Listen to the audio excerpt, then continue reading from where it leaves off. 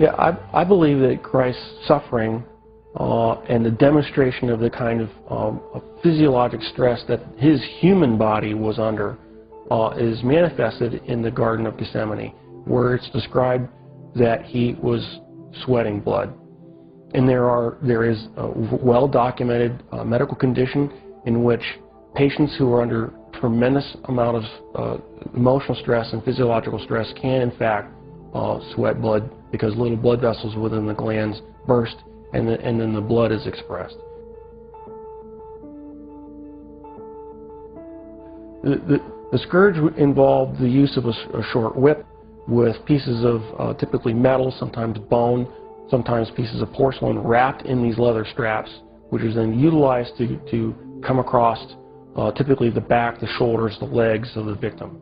The first few passes across a particular body part would tear through the skin, the fat, but eventually, once the outer layers were torn away, it would start getting in the muscle and the tendon.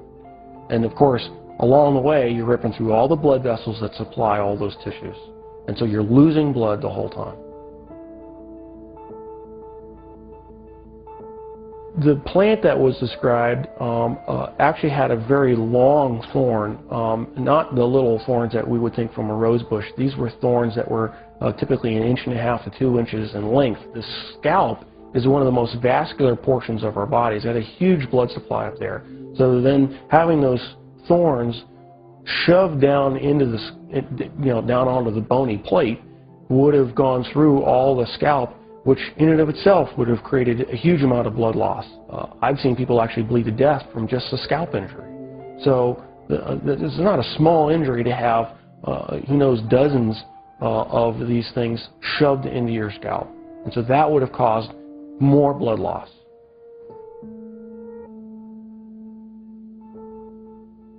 Typically when a victim has to carry the cross, what has been described in the literature, in actual Roman literature, is they describe, they carry the crossbar.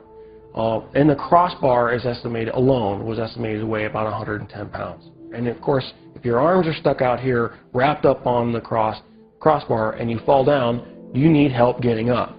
You just can't get up on your own, because there's no possible way without your arms to get up. So he would have needed help getting up. If he fell over, there's a good chance that he could have hit his chest, which then could account for the possibility of a cardiac injury.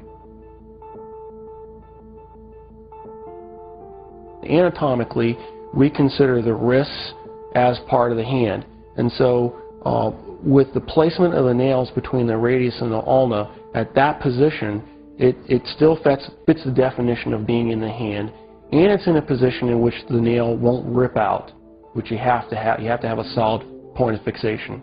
Another interesting point about the placement of that is the median nerve goes right straight through that particular portion of the wrist, and so there would have been either destruction of the nerve or impingement of the nerve that would have created a tremendous amount of pain, so that every time you try to take a breath, it'd be agonizing. You'd be pushing down on spiked feet, which of course hurt, and then you'd be hanging on spiked arms.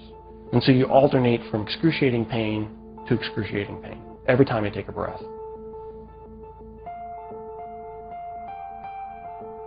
So even if he survives the actual crucifixion, he would have had to survive what I believe to be a lethal injury from the spear to find out whether he was alive or not. What's described is the loss of water and blood, and that would entail either either pleural effusion or pericardial effusion, and the blood would have come from either pulmonary artery, pulmonary vein, the aorta or vena cava, or the heart itself. None of those injuries, unless you're treated immediately by a trauma surgeon like myself, with all the advanced equipment that we have, would be survivable after even a few minutes. Christ, as the Son of God, could have survived anything. He chose to manifest himself as a human at that point in time and allowed himself to die.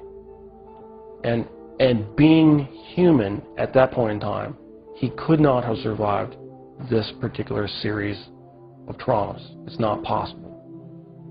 Christ as God could have survived anything they threw at him. But he chose to be Christ, the human, at that point in time to die for our sins. And that given that self-limitation of remaining to be human, he died.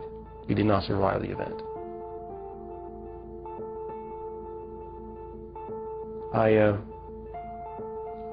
I'm profoundly impacted by it. Because I realized that the price that he paid was something I would never be willing to do for probably anybody.